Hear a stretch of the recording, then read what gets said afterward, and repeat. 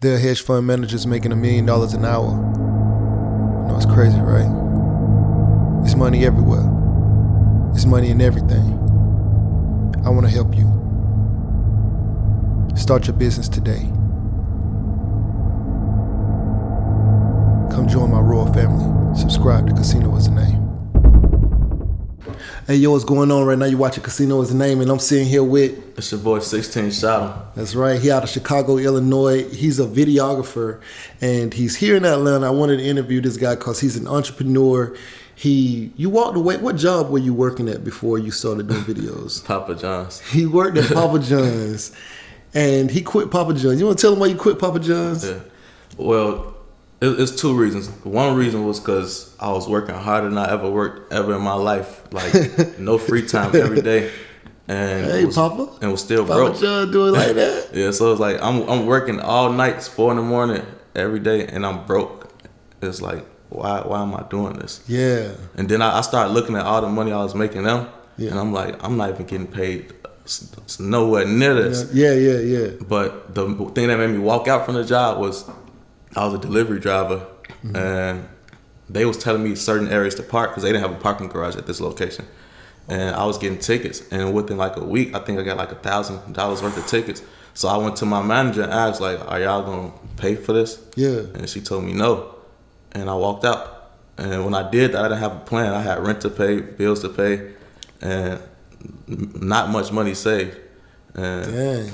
So they told you to park here. yeah. You got tickets for parking where they told you to park. Yeah. Then they said they wasn't gonna pay them. So you just like, all right, you know what? Y'all ain't gonna pay the tickets. $1,000. I'm done. I ain't even making that much money to be working here and having to pay tickets on my own. Plus, I hated the job already. Plus, you hated the job. So okay. So you walk away. When did you pick up the camera and start like recording? I was already like doing music videos, stuff like that, just for like money on the side. But I wasn't even charging a lot because I didn't have a name at the moment. So I probably was charging like $150 for a music video.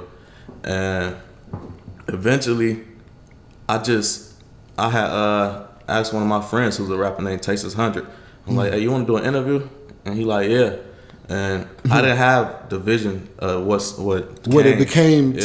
Yeah, because this guy has 52,000 subscribers and counting. You know, let's make sure we put and counting. As a matter of fact, if you're watching this, you're not subscribed, go subscribe to him. 16ShotEm, 16ShotEm. But Visualz with a Z. Visualz with a Z. That's right. Yeah. So he's still growing, and he has become the prominent person in Chicago, in my opinion, who's doing the on the ground level interviews with all the rappers, some famous, some up and coming. You said Tastes100 was his first interview, and Tastes100 is a known rapper from Chicago. But who else have you done? King Von. Actually, listen to his music. Yeah. L Hitter. I'm not sure if you know who he is. He's a rapper from the west side of Chicago. Heard of him. He's another sound artist. Like, there's a lot of people who I worked with that had record deals while I worked with them, or they got record deals after I worked with them. Not saying like that I was responsible for it, but you might have been. Yeah, you never know. You never know. This is a crazy world, you know. But he is basically shedding light on other up and coming people, and it's benefiting both sides. And that YouTube check, YouTube check is always good. But would you say that you plan on like staying in this field and growing, or are you planning on trying to find an exit? Like, what do you want to do? Honestly, it could go either way. Like, I kind of don't care for being in front of the camera or doing the interviews or being a face of it. I also care about like the business side of it. So like, if I can keep ownership of this and get employees or something and pay them to do what I'm doing, expansion. I'd probably rather do that because then I could take my time and do something else with it. Because I could pay you to do this and I could use my, energy. Free time. Yeah. What would you do? There's a lot of things I want to do. I want to get into real estate. Okay. I want to learn a little more about the stock market. Like, but I'm not even focused on that right now. I want to get like a substantial amount of money to put into that. What else? Really, I just want to make my money work for me instead of working for money. Yeah. So any way I can do that, it don't matter what it is. Like, I hustle, so whatever it is. Yeah, me and him have to have a financial conversation after this on the side. So, but okay, so you don't plan on staying in this. Well, I'm not even gonna say that. Well, you don't know. Yeah. You just like. If I do, it gotta be different. Gotta be different. Because it's burning you out. No, it's not that. It's a major risk in Chicago. Oh yes, oh yeah. So talk about that. So it's because he is on the ground level and going into these different neighborhoods. There's a huge risk because it's unsafe. I watched one of his videos and the guys was like waving guns with lasers and everything in the lens, and I was like, boy, like, you know, you're the person and they waving guns at you basically, and they pull it out. So I'm just like, whoa, man, like, are you sure you want to? So I guess that's part of your decision to transition. Yeah, it's not even just that though. It's a lot of things. A lot of other things. It's just the precautions I gotta take to go do these interviews. Sometimes it's risking my freedom. I don't want to say exactly what, but sometimes it's risking my freedom. Also, like with me dealing with a lot of people from the streets, the police don't like that. So I get harassed by the police sometimes. It's interviews that I done lost 7 interviews to the police that I'll never see again. Some of these people passed away, so it's like I can't get it back. And it's like they'll pull you over, you know, search you, and steal your memory card, and you won't know it. And whoa, that happened to me like twice so far. And I guess they thought they was gonna find something incriminating on it, not knowing that I'm doing these interviews. So it's that, and I got a pass with the police, so I try to stay away from that. So that kind of run me away. And then it's just the city of Chicago. It's a negative city, so it's like no matter what you do, you can't please everybody. And with so many people watching me, it's always something that's going to offend somebody, and it's dangerous because there's so many people that know me that I don't know. Right, and I'm outside. I'm not one of these people that's like in another state covering my city. Yeah. People see me on a daily basis. They recognize me now. You thought about moving away from Chicago? For sure. Like if I was to move, that's why I'm traveling now. That's my point of doing these interviews in different states, to build up my name in different states to the point where if I was to move to Atlanta, my income won't change. Or if I was to move to Cali, it won't change. Gotcha. Because you can just continue doing what you've been doing in Chicago, just not in your own backyard where everybody knows you and all your people and stuff like that. So that's interesting. Because there's a lot behind the scenes that people don't know that I don't speak on. Like, I might do an interview with one person, another person feels the type of way about it. They ask me to delete it. I don't delete it. Now I gotta watch you or watch your whole hood. And it's just, it ain't worth it. Dang. So, okay. So what do you, I guess, man, that's a lot. That's a lot to, were you worrying about what somebody else said in an interview? You didn't even say it, but you got to worry about what they said, and it's already Chicago. And sometimes it's something I might have did. Like, it might be the smallest thing. Somebody might have said something. I might have cleared my throat and you thought I laughed. And now you think, it's like, it's just the stupidest thing. Like, if I show you my DM and some of the stuff that came to it, you wouldn't believe it. Like, I remember one day I was listening to a song on Instagram, and somebody came my DM like, who you talking about? Bro, this is a song. Like, what you mean? And looking at the dude, he looked like a cold-blooded killer. So it's like, bro, you want to kill me over a song? Like, I don't know what he talking about. I'm just singing a song. So it's just crazy. Whoa, I ain't know. See, I stay in my lane. I do this. Wow. So, are you glad that you started doing this? Yeah, I love what I do. You love it. Like it doesn't scare me at all. It's just like, cause I come from that, so I'm used to it. But now that I'm getting bigger and I'm starting to see more, I'm starting to see how crazy it is. It wasn't crazy to me at first having guns pointed at me or going to these different neighborhoods and doing this. It was like, I'm from this type of neighborhood. It's just like, so it seems normal until you see something different. That's how it was for me, because you know, coming through certain environments, the things that you think are normal, they're normal only in that environment. You become a product of that environment. You know, it wasn't until when I went in the military, there was some guys sitting around talking about ODB album cover. One of his album covers, he had his face on the cover of a food stamp. And so one of the guys in there was like, what's a food stamp? What's it look like? And, you know, it was like, duh, everybody knows what that is, you know. And so they were like, boy, get out of here. You don't try to be funny. But little do we know, you know, the unemployment rate made up less than 8% of the population, right? So that means 92% of the population is employed. We only identify with less than 10% of the population from our mindset. Yeah. But that's all, we were around a lot of those people. But we only identify with less than 90%, right? So even though the other 90%, some of them probably have seen food stamps, not everybody has seen food stamps. So probably a large majority hadn't. Yeah. But in our minds, from our perspective, everybody had to know what a food stamp looked like, So, yeah, but I know what it's like when you only see the world from one perspective, and then when you move out, you start seeing other things or whatever. So, man, y'all support this young man. This man is following his dreams, and he walked away from his job, became his own man, and he's always. I said, how old were you when you think you first became kind of like an entrepreneur, showed signs of entrepreneurship?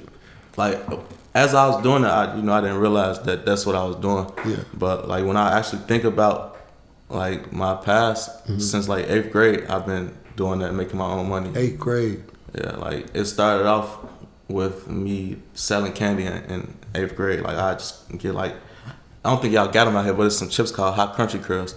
We got them, we got Flamin' Hots. We had like the juices, canned pops, sunflower seeds, fruities, all types of stuff. So I'm selling that, and I was making like $100 a day in like 8th grade. $100 a day. So like I started buying all like from 8th grade, I started buying all my own things that I wanted, not things I needed. Yeah. So my parents took at things I needed, but anything I wanted, like I had a cell phone, TVs, video games, all that. Like I bought all that on my own, and it really came from just the way I was raised. Like I got an older brother, and my mother, we 17 years apart also. So wow. Yeah.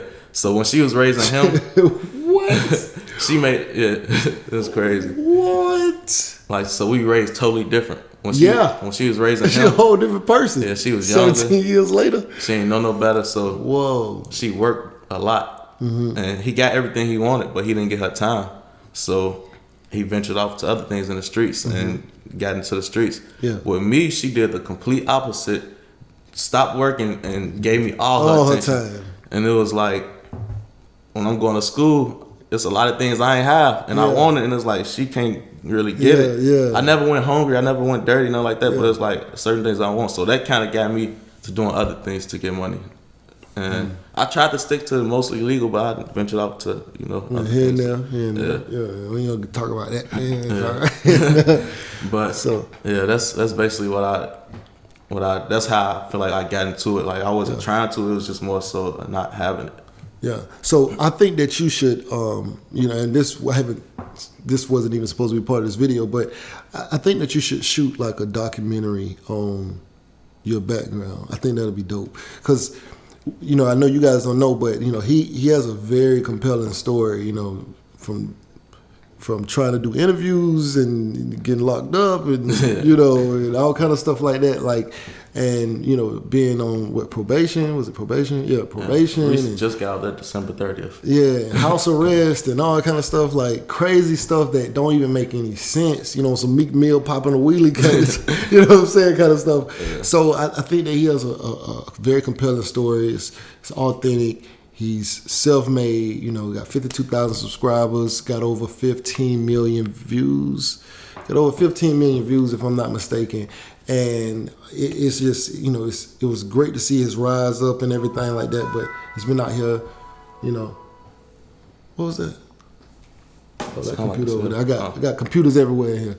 But so like it was just great to see your rise. And I think that if you, could capture that in a controlled way, man, it'd make great viewing.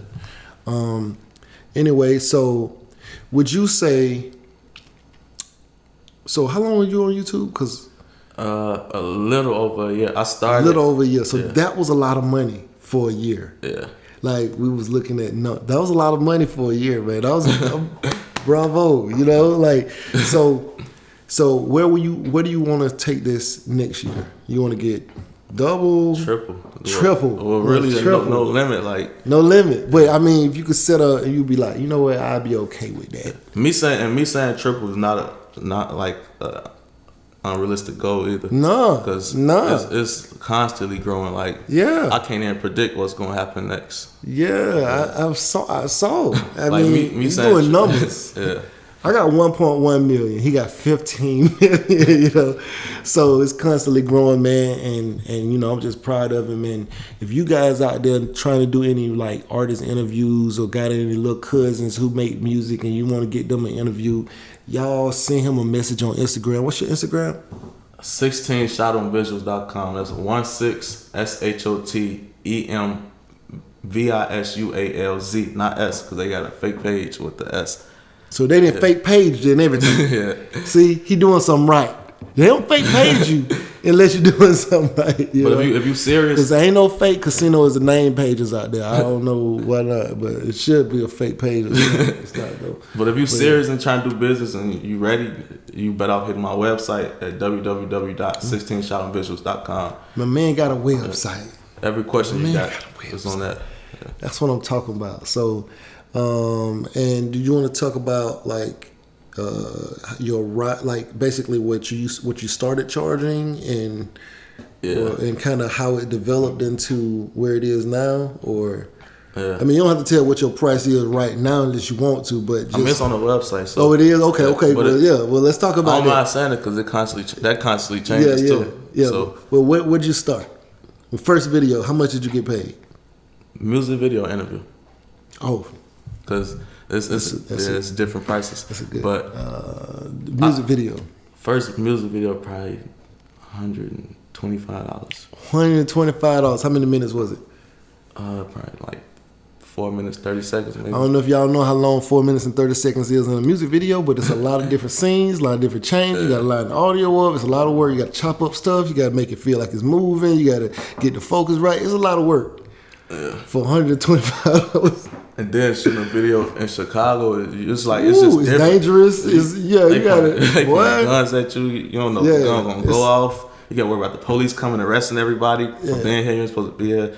It just wasn't worth it, but I didn't know that at the time. Yeah, 125. All right, so how old were you? You said how old am I now? No, how old were you when you did that? I think the music video part, I've been doing it a little longer than the interview. Yeah, so how long? So I probably was like 23. 23. Yeah. Yeah, out here hustling. Okay, so now where have you? Okay, now interviews. How much were the interviews at the time? Free interviews. So 125 and free. That's what he was on his pricing chart. Now where are you?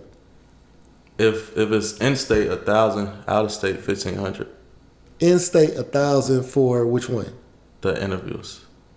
In state $1,000. Out of state 1,500.